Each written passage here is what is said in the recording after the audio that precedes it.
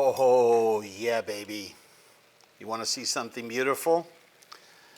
Oh, crispy, fried, caramel, apple, hand pies. Look at that.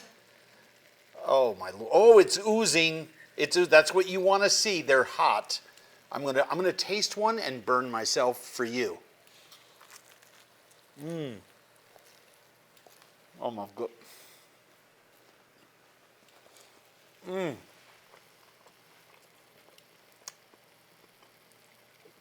That is so ridiculously good and so much better than the ersatz version. The apples are crisp and tender at the same time. I need a giant napkin. I have caramel in my beard. Wow. I can't believe you thought the caramel was too dark. I walked in, Madeline had fried these earlier, and she thought the caramel was too dark. Oh my gosh, with the dough, it's absolutely perfect. Hey everybody, I'm Andrew Zimmern, sticky and wet. You want to wet this and throw it back at me? Just returned from a couple short little trips. Great to be back here with you. Instagram Live, we're making apple hand pies for the holiday season. Why for the holiday season? Thank you, Madeline. Because they're covered with cinnamon sugar. They're loaded with pie spice. Apples, you can do it with a really firm pear. Just make sure you're not using one that's going to turn into mush in the pan. You do it with any fruit, actually, because it's all about the technique, which is so simple, and heating up oil and not baking them, but doing them as I got addicted traveling around the United States making bizarre foods long ago, and going into places deep in the South where they would have flaky, incredible pastry bound around chocolate, seasonal fruit, and they would just fry them. You'd walk in and they'd give them to you hot in a little like glassine paper fold that when I was younger in New York were the same envelopes, just really small as how we bought drugs. So I'd seen that envelope before. Anyway, welcome to Instagram Live, the after hours, I guess now. Thank you, Emily. I thought that was funny too. Thank you to our good folks who sponsored this show at Florida Cagna Rum, the world's most sustainable rum, and the incredible human beings at Shun Cutlery, maker of just incredible knives. We love them and use them here in our kitchen studio. Fantastic blades. So let's catch you up on where we are because some of this stuff is so boring. You don't need to watch me dice apples. We want them about pinky tip, right? Because we're going to make ones that are hand pies. They should fit in your hand. We put half a stick of butter and, half cup, 3/4 of a cup of brown sugar and the apples in there and a squeeze of lemon and just started it going at a simmer. And all of that liquid there is what came out of the apples. So if you spilled that out onto a tray now, what would happen is that it would gel a little bit because there's so much pectin in the apples and so much sugar that's melted in there, but you wouldn't have that nice tight apple with that sticky thick caramel, which is what I want. I want that. It needs to look like that. And you put that inside of a small 4, 5, or 6-inch pastry circle, whatever is your to your taste, and you put it into oil, and then you roll it in cinnamon sugar while it's still a little bit wet with the oil from the pan or from the pot, and you get this, right? That's what you get. You get that stunner. And man, oh man, on a cold Minnesota night like tonight, it's like 300 degrees below zero. I left, it was, a beautiful fall afternoon. I came home after a couple days. There's snow on the ground. welcome to winter. One thing that I'm going to do, I want to show you this, and we'll get into folding these.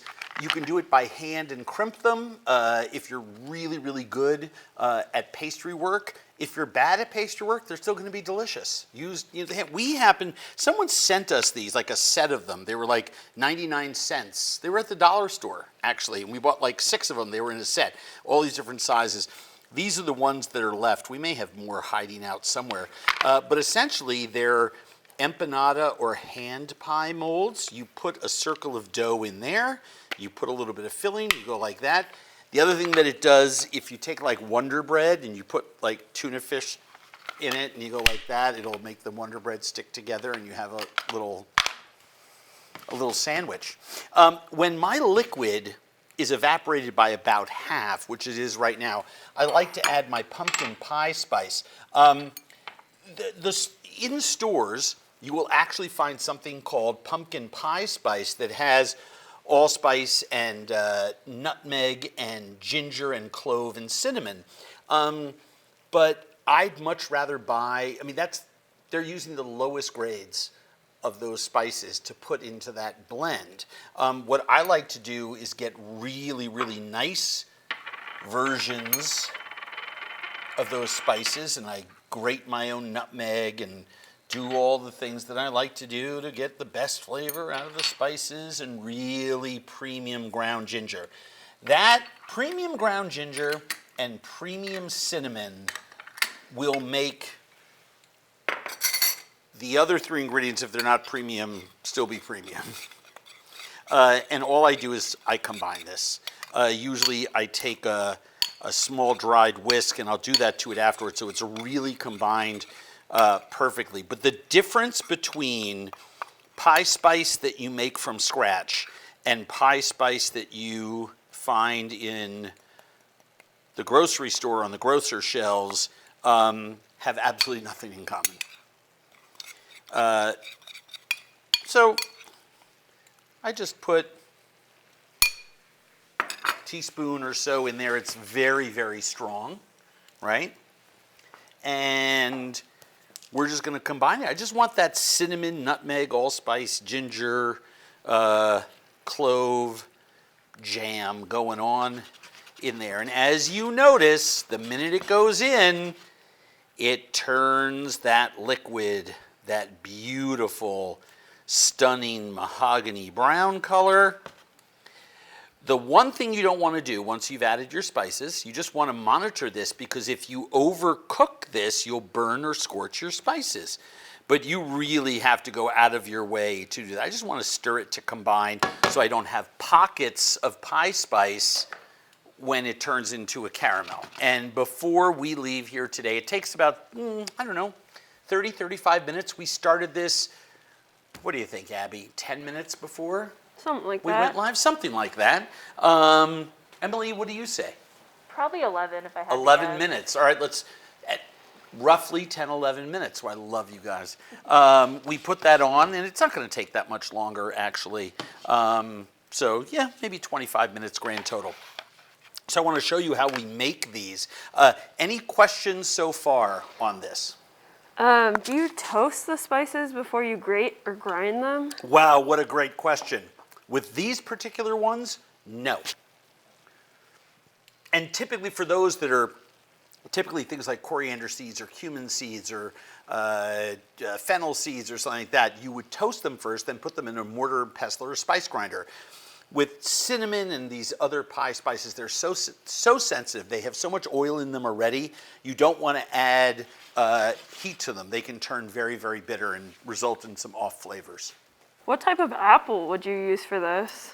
Well, first of all the baking apples are great. And you're going to hate me for saying this, but those really inexpensive apples at the supermarket, the Granny Smith and the Red Delicious, the one that have been bred through selection processes to have thicker skins and be more shelf stable, actually are very, very firm and are great baking. Both of them are great baking apples. Then there's baking apples like Braeburns and Haralsons and ones that are native to New England and the upper Midwest where I live that have a a grandmother's history of, there's some families that are like, we only use Harrelson's for baking.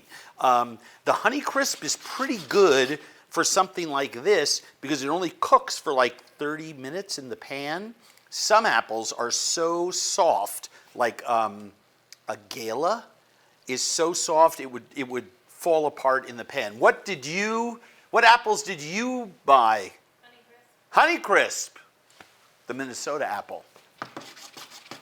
Invented at the University of Minnesota Landscape Arboretum about 40 years ago. So don't at me. Yes, they come from all over the world now, but the very first, I've had the privilege to eat apples at the Arboretum from the world's first Honeycrisp tree that's still there, where they grafted the different varietals together and came up with this incredible, well, it's taken the world by storm. Everyone's universally beloved apple.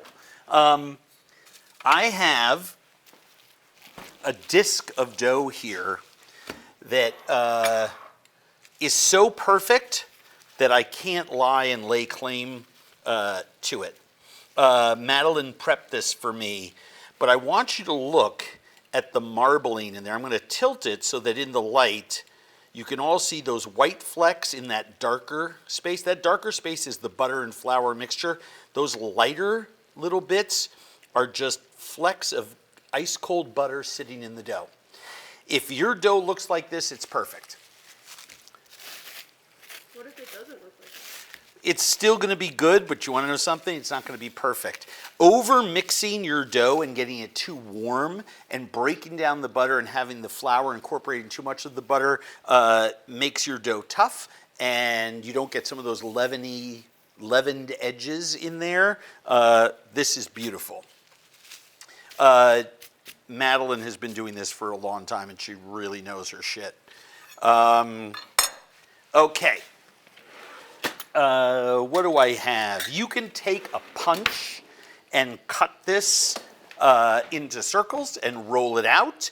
You can roll it out into circles and cut pieces, or you can take a knife. I'd like to use a big one, right? And cut.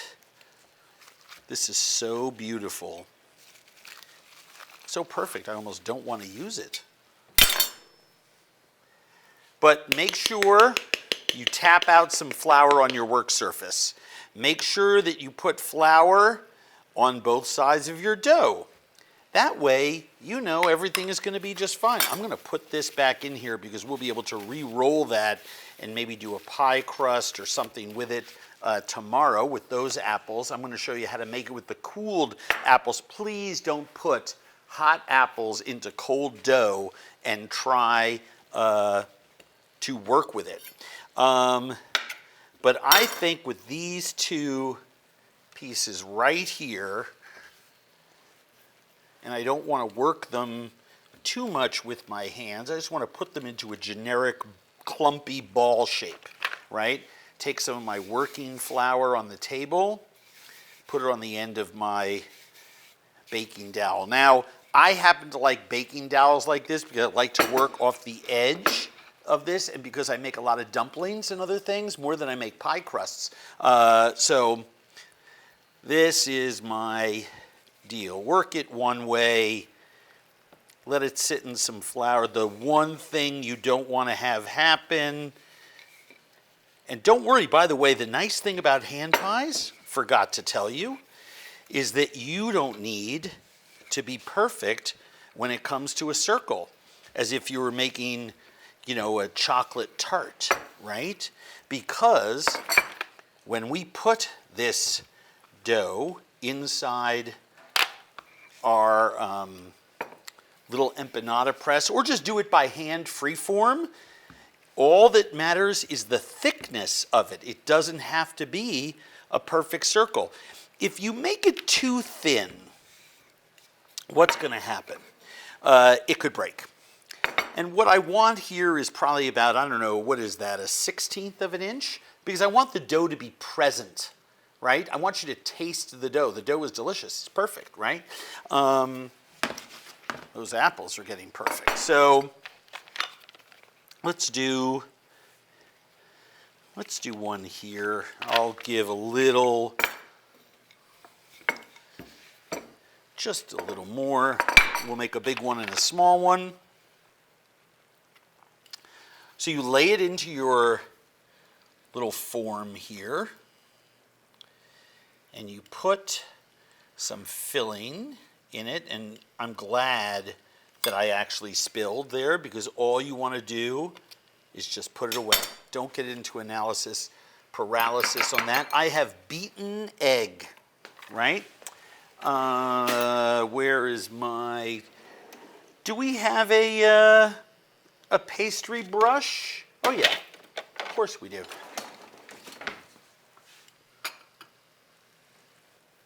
And I just want to brush the inside of this. Get a nice seal on that. And then all that happens is we squeeze it together, open it up, pull away any excess that you might have, and you have a perfect little hand pie. Nicely sealed, air occluded, push some out if you find some, and it goes right over here. Now, one of the things that I think is really fun, if you have a big meal or you're having a buffet at your house, maybe you don't want to make really big desserts like that. Sometimes like lots of people are bringing desserts, or you're doing a little dessert buffet for the holidays. Or maybe you're gonna bring these to the office for your 24 office mates, right? Well, if you have 24 office mates, you don't wanna make big 5-6 ounce pastries, do you? No. Well, you do if you work here, Emily. That was the Yeah. wrong answer. I mean, But we're definitely. a very food-driven group, right? Yeah. So you can use a smaller one, and what's really great about the smaller hand pies is that you get all the oomph, but you conserve, you use less dough, you use less filling. I should just use my spoon. Why am I killing myself with that little tablespoon in there? You use less of everything, and it sort of becomes like a 2 or 3 biter, right? And you just seal that up. Sometimes if you have this much dough on the egg, well, this much, I mean, a teaspoon, super easy so to make. handy. Isn't that cute? It's a little small one. And then all we do is we throw them into, and I've got a couple extras here because we might as well fry them all off.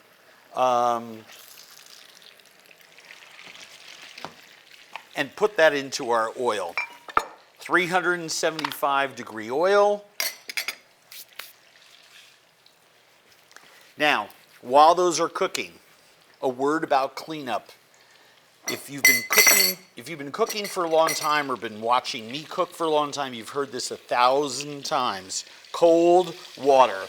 Flour means cold water. If you use hot water to take your flour off of your hands, your countertop, spoons, anything that you're washing, do you know what happens? It activates the glutens and it stays there. It's terrible. Ooh, who knows whose that was? It happens sometimes. We had one that opened up a little, no matter. Why are we frying them and not baking them? Because they get crispier, they're a little more old-fashioned, and they're faster.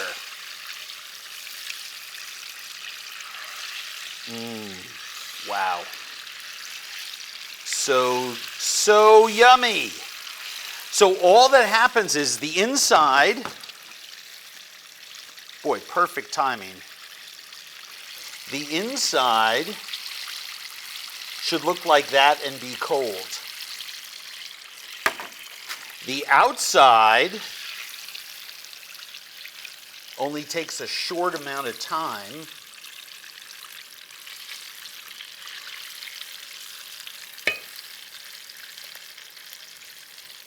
Whoops. And we just let that sit in the cinnamon sugar. What kind of oil do you like to use for frying? We are using vegetable oil here.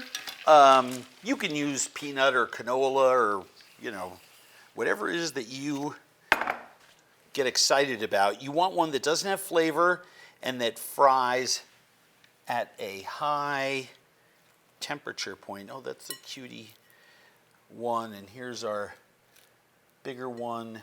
These are so deliciously yummy. You know what I should do?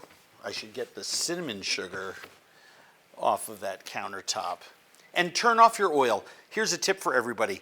Just let your oil sit. Just turn it off. Let it sit for a couple hours. Don't try to do anything with it when it's hot.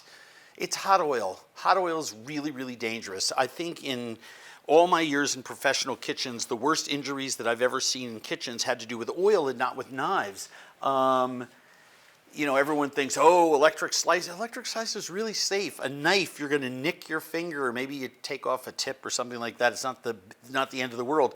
Oil, I've seen really bad, life-changing injuries. So, super, super, super simple.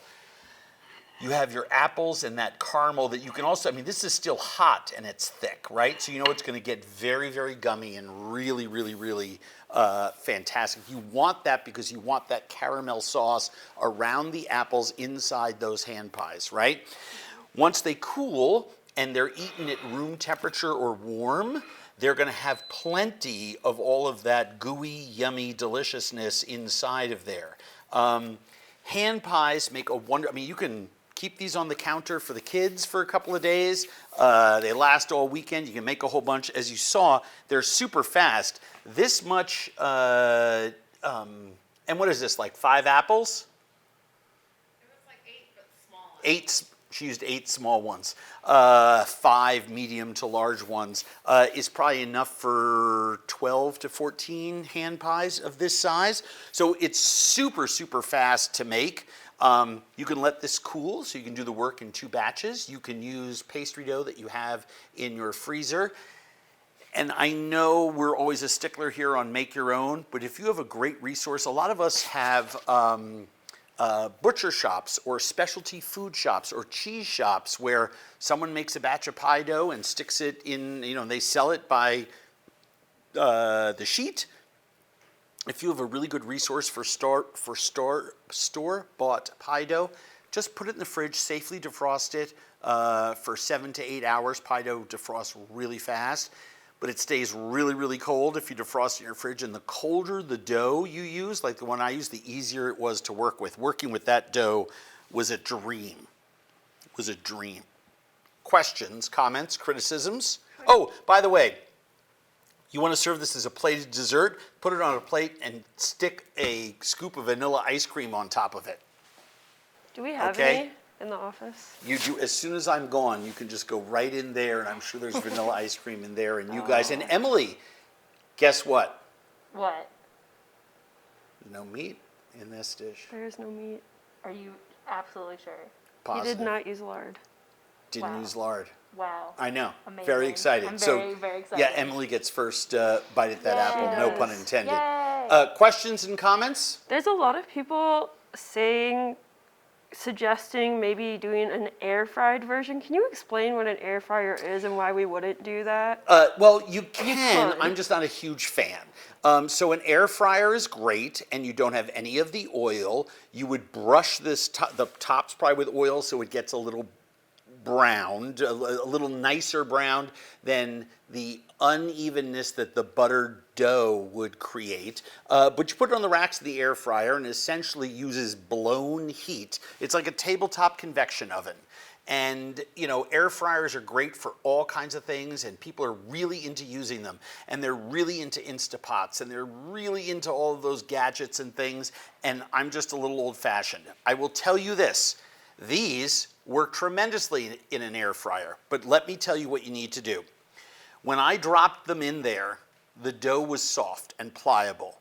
I would take these and put them back in the fridge for like 4 or 5 hours and then put them in the air fryer so that they start cooking and they don't sort of collapse onto the platform on the inside of that air fryer.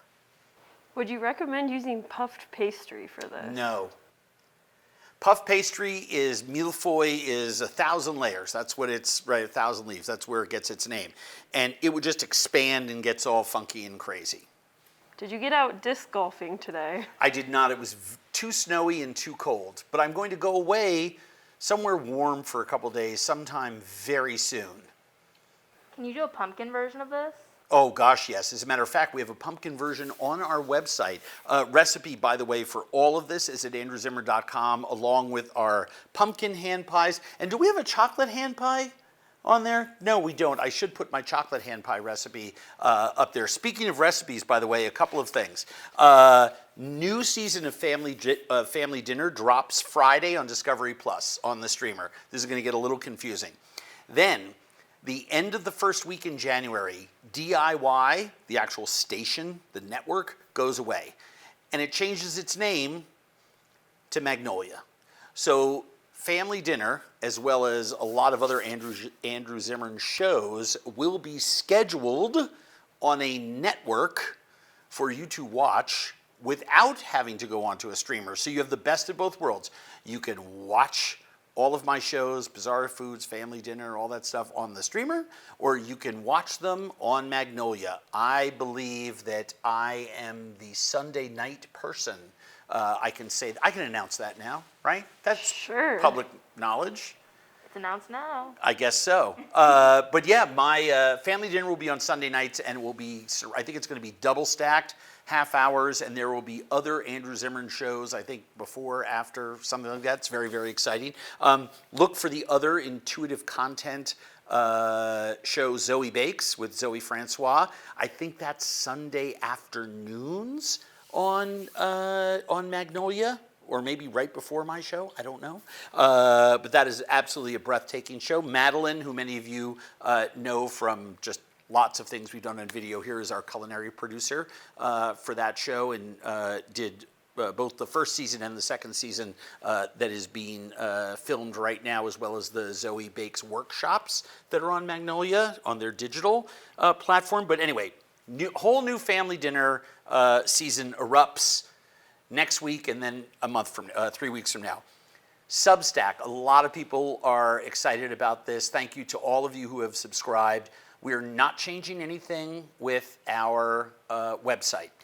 My decision was, we have such a great brand and there's no paywalls and all the rest of that kind of stuff. We're just going to leave the website alone. We're going to keep growing it, keep adding to it, keep doing things on our website. But if you go to our website, you'll see 2 new tabs at the top. One is for the AZ and Badia spice mixes. Badia, thanks to the success of the line, has now expanded the store offerings at badia.com. So you click on that AZ and Badia spice button and you'll go right to a page on badia.com. And look, you can still get them at Walmart, still get them at ShopRite. Other supermarkets and retailers are coming on board all the time. But you can buy them directly from Badia online, and now you can get individual units and stuff like that. It's a lot easier to shop, and it's a lot simpler for you to get them one-touch click. Thank you, Abby and Madeline, for making that happen. As well as Substack is the other button that's there. You go there, I have 4 pieces of content dropping every week. Tuesday is an essay, Wednesday is a recipe, Thursday is an audio, I call it the Greek chorus. I get to analyze whatever I put out on Tuesday and Wednesday, or talk about something else that's really fascinating to me. And we also have a chat question that we launch, and then I try to participate in that and dive in on Fridays and see what you guys think about the questions that I pose every week. It's an incredible way to establish a new kind of community on a new, year-old to 2-year-old online platform called Substack.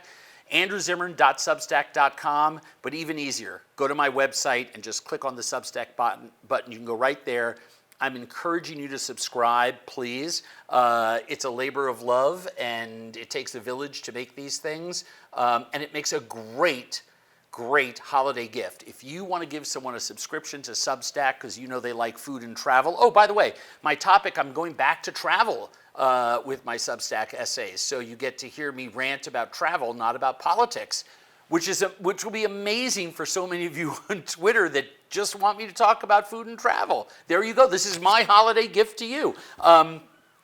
Also, sets of our spices make great holiday gifts as well. Last thing, tomorrow night, Friday, 5:30 p.m., Dan Buettner, founder of the Blue Zones, a podcast, online digital, 6 best-selling books. His current book is number 2, I think, on the New York Times and Amazon bestsellers list. Dan's a good friend of mine. We're going to be talking about happiness and longevity and how you can achieve it through what you eat. You want to live longer, you want to be happier, you want to be less prone to disease, quicker recovery time, have a more robust, you know what, can I say sex life? No. Can I? Madeline said yes. But what you eat affects did not. everything in your life. Abby, you're like my work daughter. You're just uncomfortable that I'm saying that word. It's okay. But yes, everything is better through food. What was the old saying? Physician, heal thyself. Well, what they were talking about were the old physic gardens with all the herbs that they would make poultices and medicines with. You can eat your way to a healthier and better you, right? That's what Gwyneth Paltrow says, right? Dan is like the male Gwyneth Paltrow, but with fewer candles that smell like his body parts. Yep. Yep. But he's been a friend of mine for almost 30 years, so we're going to have a good time tomorrow talking about his latest book. So lots of really cool things. Go to our website, check out the new Substack and the Badia Spice link. Great holiday gifts for friends, new family dinner episodes coming up. Dan Buettner and I in conversation tomorrow night at 5:30. What else do we got? Hand pies for days, but many. mostly for Emily. Mostly for me. They're Mostly, for Emily. mostly, of course, for Emily. Thank you to our sponsors at Shun and Florida Cagna. We will see you next week with another edition of AZ Cooks. Be kind to each other. Take it easy.